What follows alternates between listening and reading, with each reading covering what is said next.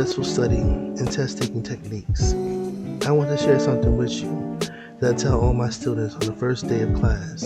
If you read through chapter 3 and then the rest of this book, you discover that real estate sales and brokerage is more than just driving people around and showing them houses.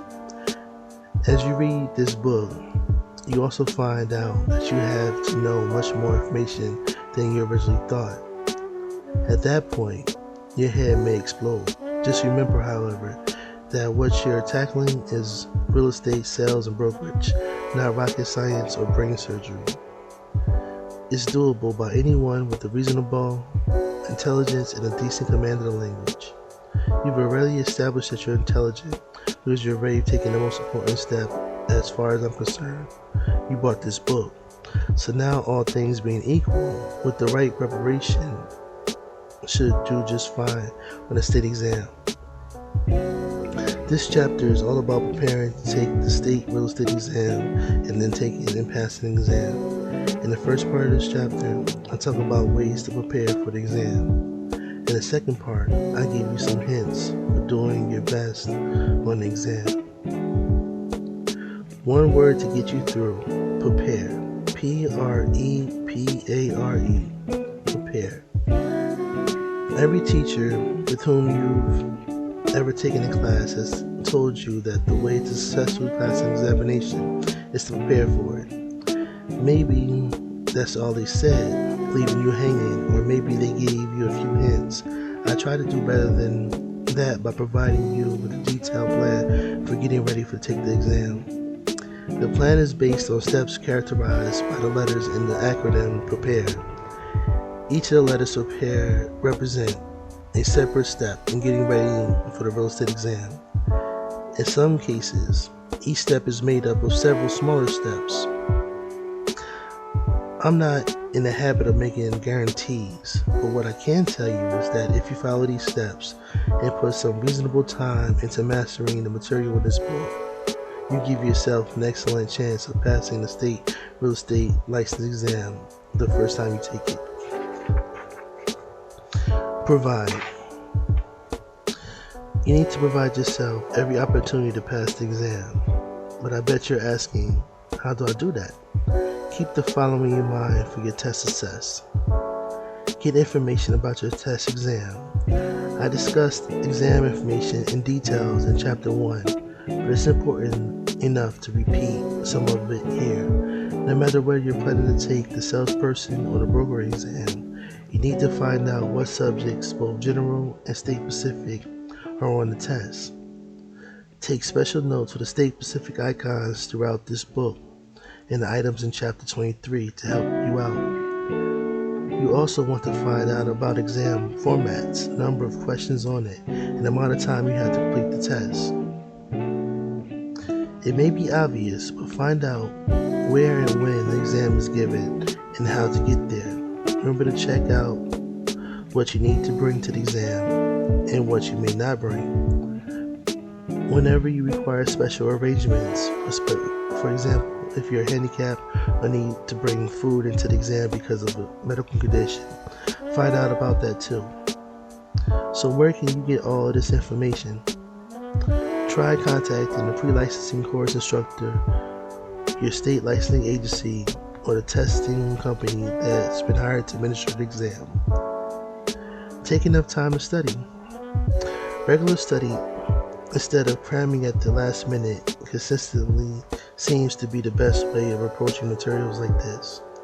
What's more, when you leave your study to the last minute, some emergency develops. Believe me, one usually does. You lose out on the little study time that you have left. You don't have to be fanatic about keeping a regular study time in your hours. You may want to study half an hour or an hour every night and 2 or 3 hours on a Saturday and Sunday. The point is, put a regular time during the longer times frame so that you can grow more comfortable with the material included in this book. State-specific materials and textbooks for your pre-licensing course. A quiet place to study. Although having a quiet place to study may seem obvious, it's worth its own note. Do what you have to do, including going to the library if necessary, to crack the books in peace and quiet. You can concentrate and get most of your studying time. Review. Reviewing means that you've already read the material, which is what I'm assuming here. After you identify specific subject areas on a state exam you plan to take, either the salesperson exam or the broker's. You need to spend time studying those chapters in this book. Then it's time to review the information. And you don't worry about what you need to review or how. I've got a scoop on the vocabulary terms, state licensing laws, and state-specific items. Vocabulary and terms. Vocabulary is critical on all real estate exams, especially the salesperson exams. So the words I've placed in the italics throughout this book are the first items to review. Do the work. Do what works best for you to focus on these terms. Highlight the terms and its definitions with a highlighter if you like. And I don't mind if you write in this book wherever possible. I try to define terms in one sentence so that it's easier for you to focus on a definition. You can also use a glossary and the outline flashcards for further review of vocabulary. If you like copying information as a way of studying, you can make a list of terms and the definitions. Or prepare 3x5 flashcards for each term. Don't forget to put a little notification on the corner of each of the cards to indicate what general subject the term relates to. Doing so helps you remember the material in context. Or you can carry the card idea one step further and prepare flashcards. Write a term on one side of the card and a definition on the other, and then you can either have someone quiz you or quiz yourself. Breaking the language barrier. In recent years, real estate sales and brokerage have attracted large numbers of non-native born Americans. Intelligent, sometimes highly educated people who often are quite accomplished in their own countries. Nevertheless, because these exams are often concentrated heavily on understanding the terminology and the application of certain principles, language can become an issue for non-English speakers. Depending on how serious the language issues is, you have these options for dealing with it. Though it's unusual, find out whether your state offers the state licensing exam in another language. I don't know of any state in particular that does this, but you can always ask. If you need to drop off for a while and take an English as a second language course, if the course allows you to use optional reading assignments, ask whether the teacher can allow you to use this book for your practice text. Offer your services as an interpreter in a real estate office, not only to translate, but to learn many of the common terms and practices. Study the material in this book, paying particular attention to the vocabulary and definition in the exam. Most importantly, take it easy on yourself. If you don't pass the exam the first time, don't get discouraged. Recognize that you're dealing with a language issue, and this has nothing to do with you and your intelligence. Keep studying and take the exam again. State license law. All states have their own real estate license law material, which usually covers more than just how to get real estate license. It often provides rules and regulations regarding certain business practices in the conduct of the real estate business. It will usually also cover enforcements of standards and discipline measures for real estate licensees. This practice may be available in hard copy from the state licensing agency or downloadable from the state license agency website. Try an online search for your state site, or it may be given to you if you're required to take a course before taking an exam. Read the material several times, noting those items like license requirement, fees, and business practices. For more on license law, check out Chapter 3. State-specific items. In addition to reviewing the general information in this book, make sure that you find out about and review information that you know is unique to your state. You get this information in whatever course you're required to take. For those of you in states that don't require a course, if the information is going to be on the exam, it's probably available in whatever booklet or other exam preparation materials is provided by the State Real Estate Licensing Agency. One way to get a good start is to check out Chapter 23. That's where I highlight 10 state-specific issues to study and to watch out for on exam. Evaluate. As you prepare for the state exam, you continually need to evaluate how well you're mastering the material. The best way is to evaluate your progress as you study is to answer the review questions at the end of the chapter. As you read through the chapters in this book for the first time, you can answer the questions as a review of your reading. Don't write the answers in a book. Use a separate piece of paper. Go over the answers and then reread the section of each chapter that may be giving you trouble. After reviewing all the material in the book, particularly in vocabulary and terms, try sitting down with several sheets of paper and answering each chapter's review questions in order, as if each were the test. You can take whatever time you need, but keep a couple nights or weekends and afternoons to finish.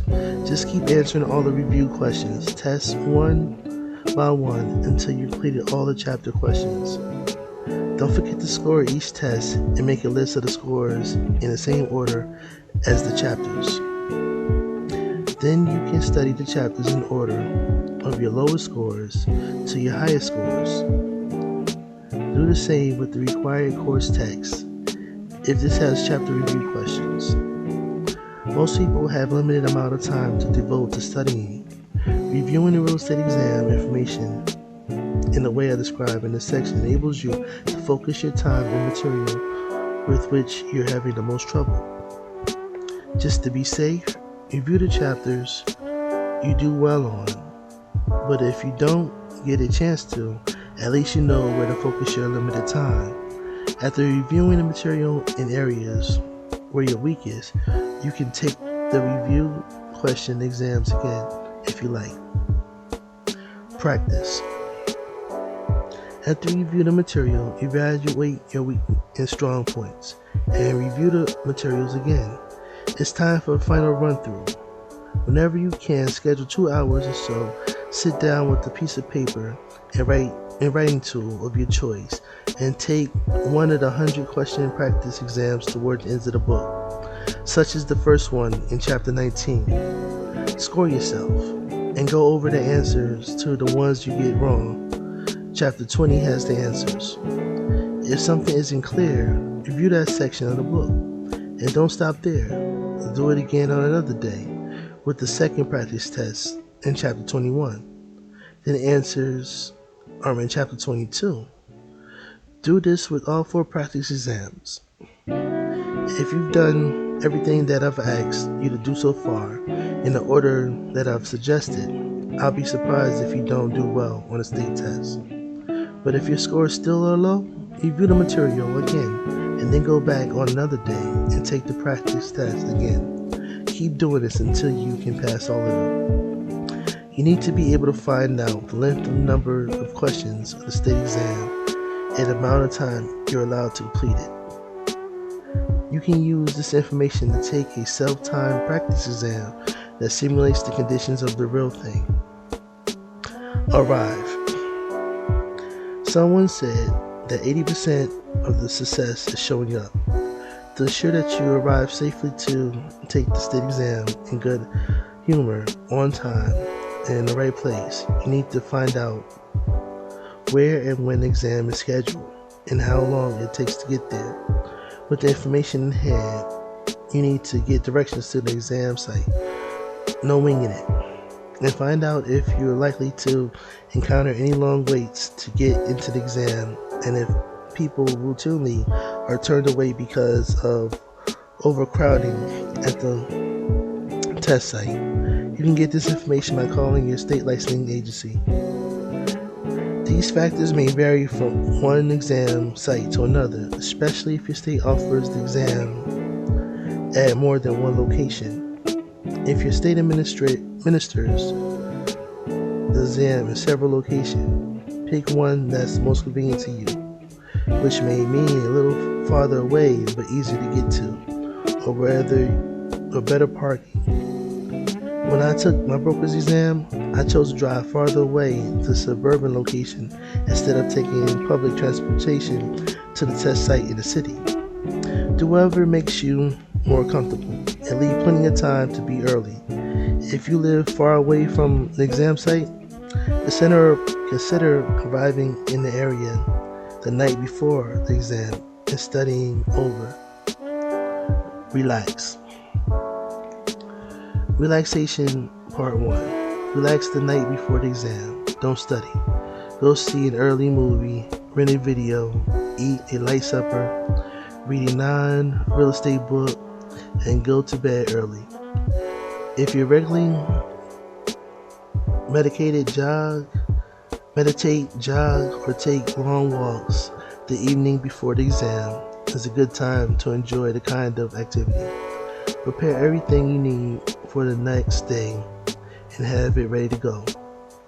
Relaxation Part 2. Try to stay relaxed on the day of the exam. Eat a light, nourishing breakfast, get to the test site in plenty of time, and follow the instructions to get to your seat. If you can, close your eyes for a few seconds, take a deep breath, and remember that no one knows this stuff better than you. Now sit down and feel yourself relax into the moment and actually taking the exam. Relaxation Part 3. Stay relaxed during the test. You may get caught up in the moment, starting to rush and feel pressured. Every 15 to 20 questions, sit up straight, close your eyes, and take 1 or 2 deep breaths. Relax your shoulders and hands and then begin again. E. I know what you're thinking. How can anyone ever enjoy taking a test? You study, you review, you're relaxed. In short, you're prepared. In your mind, you've already passed the exam and are making money working in real estate, maybe even having your own brokerage business in time. I hope you're getting the picture. Taking and practicing the test certainly is a challenge, but it's one of that with the right preparation, which you now have, you can easily meet. You're ready, and your real estate career awaits you. Trying terrific test-taking strategies. So the big day has arrived, and you made it to the test site in plenty of time. You're seated and have the exam in front of you. You've carefully followed all of the instructions about how to properly answer the questions. Now you're ready to go. In this section, I give you some test-taking tips and the hints to maximize your score. Nothing replaces hard work and preparation before the exam, and no strategy helps you pass if you haven't prepared well. But some of these hints should help you make the most of what you've learned as you answer the questions. It's all in the timing. The first thing you need to do is something you should have already done during your exam preparation. A little math evaluation. Provide the total number of minutes you had to complete the exam by the total number of questions. This information is available either from the state licensing authority or from your course instructor. Now figure out some benchmarks for yourself. For example, say your exam has 100 questions and you had 2 hours to take the exam. That gives you a little more than a minute per question.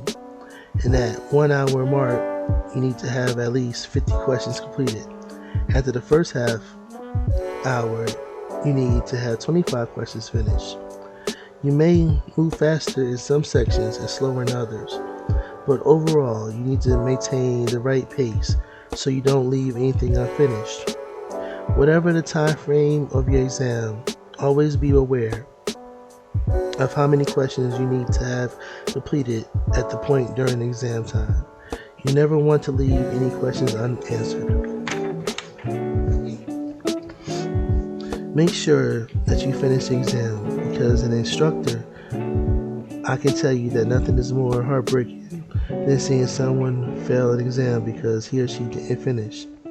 You see, I know the students usually know the answers to at least a few of those 8 or 10 questions they never got around to answering, and so they never get the full credit for what they actually know. So how can you avoid this dilemma? Go through the entire exam fairly quickly, question by question, answering only the ones you know right away. Read quickly, not carelessly. Make sure that you spend enough time with these questions to understand what is asking, and read through all the possible answers. If you get to a question you're not sure about, eliminate 1 or 2 wrong answers. You can save your time later on. If you're taking a test on a computer, carefully follow the instructions for skipping questions. After you've gone through all the questions once, go back and do the questions that you skipped. If you're mathematically challenged, save the math questions for the end. Always remain conscious of the time so that you're not spending too much time on any one question. Quickly answer the questions you know gives you a couple of advantages. You assume that you get to all the questions that you know to answer correctly, including the ones at the end of the exam. When doing a quick passover of the test, you may find a question near the end that triggers a memory or gives you information that helps you go back and answer an earlier question. For test takers who have a phobia of math, a quick passover of the test enables you to skip the math questions without wasting a lot of time on them. And finally, you have an idea of how much time you have left to spend on remaining unanswered questions, especially those darn math questions. For tips on dealing with math questions, see number crunching and tackling math questions later in this chapter. Besides, you're probably pleasantly surprised at how many answers you know immediately, and that definitely is a great confidence booster. The last thing you need to do is actually count all the marks you made on your answer sheet and find out whether the number matches the number of questions on the exam. If you're taking the exam on a computer, you need to scan the questions and answers to make sure you've answered every one. In addition, make sure that you don't fill in 2 answers for 1 question. You want to confirm that the answers you chose are aligned correctly with the questions. If you enter something incorrectly, you may have to spend precious minutes fixing everything. Reading everything carefully. I shouldn't have to remind you that reading with care, but I'm going to. Read all the material about getting ready for the exam. Read about what to bring to the exam, and read the directions to the exam itself. And above all, read the exam. And I mean every word of every question and all of the possible answers. Give yourself every chance to understand what each question is asking and what each answer is saying. Remember, the exam writers may give you a choice of A or B that looks really good, but choice D nevertheless is the best answer. You don't want to know that unless you read everything. Beware, and particularly correct answers. The answer has to be completely correct for it to be right answer, and only one of the choices is completely correct. On the flip side, you don't need to remember that you may encounter questions in which all the answers seem wrong. Nevertheless, one of them is correct choice, and that answer may be very well the best of all the bad lots. So speak, that's the one to pick. Avoiding too much analyzing. Don't think too much. I know it sounds bizarre, but trust me, it's a good advice, especially for students who have some background in 1 or 2 more of the exam subject areas. I've seen students overthink or overanalyze a question to the point of getting themselves tied in knots, selecting the wrong answer, and wasting valuable time. This scenario seems particularly true for people with specific technical backgrounds.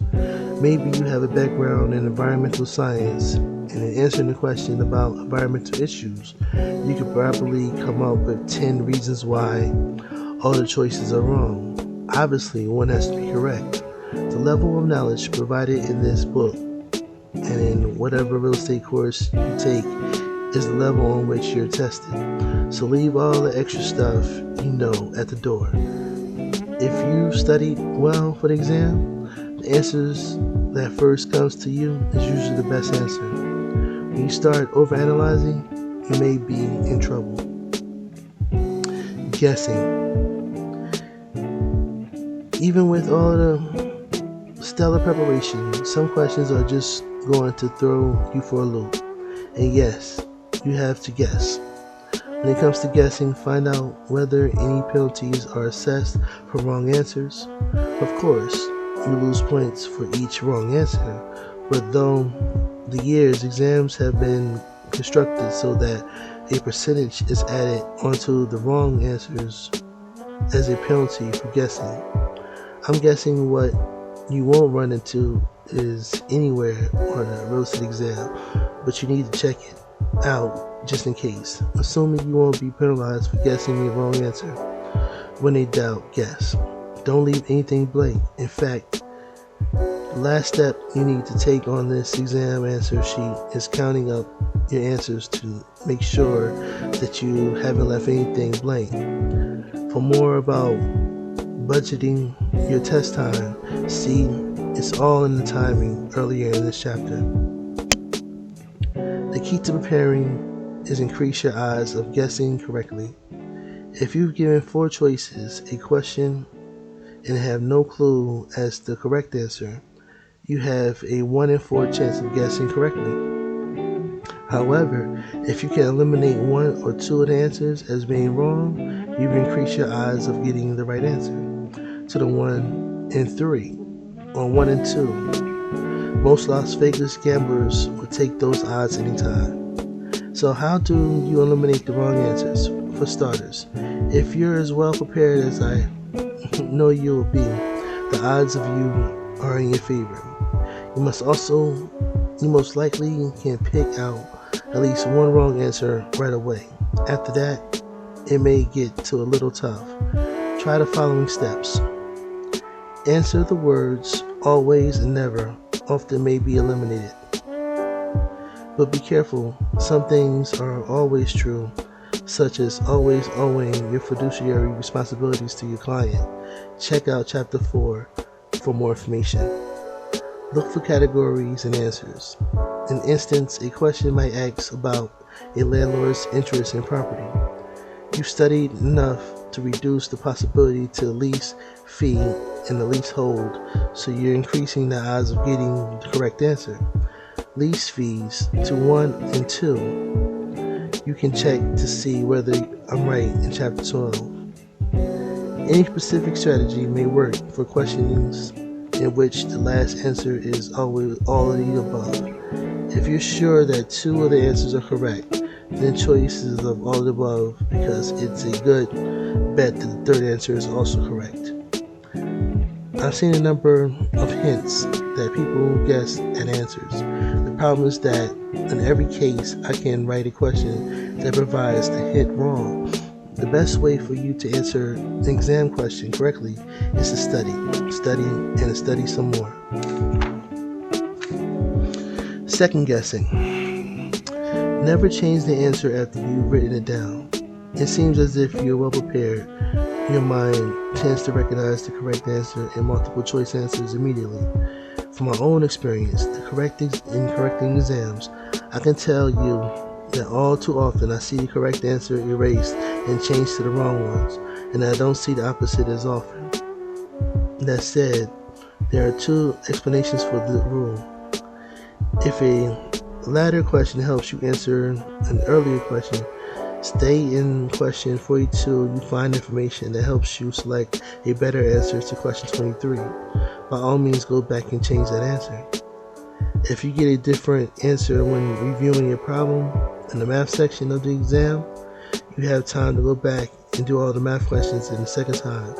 If any of the answers are different, consider changing them. For more about math questions, see the next section. Crunching numbers, tackling the math questions. Many test takers find math problems to be the most intimidating of all the questions they have to answer. But keep in mind that the math we're talking about is stuff you pretty much learn between 7th grade and your freshman year in high school. Memorizing a few formulas and conversion factors and doing a lot of practice problems are tremendously helpful in giving you the confidence and knowledge to handle any math question. For more details about real estate math, check out Chapter 18. There is a few specific strategies that I give my students for dealing with math questions. Don't waste a lot of time on math. If you're truly uncomfortable with math problems, save them until the end and spend whatever time you have left working on them. Guess if you have to. See guessing section early in this chapter for the scoop. Do the problem first and get an answer before you look at the answer. After thinking through the problem, you very well could have the correct answer. Read the problem carefully to make sure you've done all the steps. Exam writers frequently give you an answer that merely appears correct, but only because you didn't go far enough into the question. For example, you may find an answer about areas that is correct right in the square feet, but the problem calls for your answer to be in square yards. Or perhaps an answer needs to be in months, but one of the choices is the correct answer for years. Don't forget to divide by 12. Go back over the math problems if you have time. Fingers are big, calculators' keys are small. You may write down a number from a calculator and then key it back in incorrectly. You may simply make a mistake. Do each math problem again and try to come up with the same answer twice. It's a good bet that that's the right answer. Chapter 2. That was Chapter 2. Thank you very much. Chapter 2. Using successful study and test taking techniques.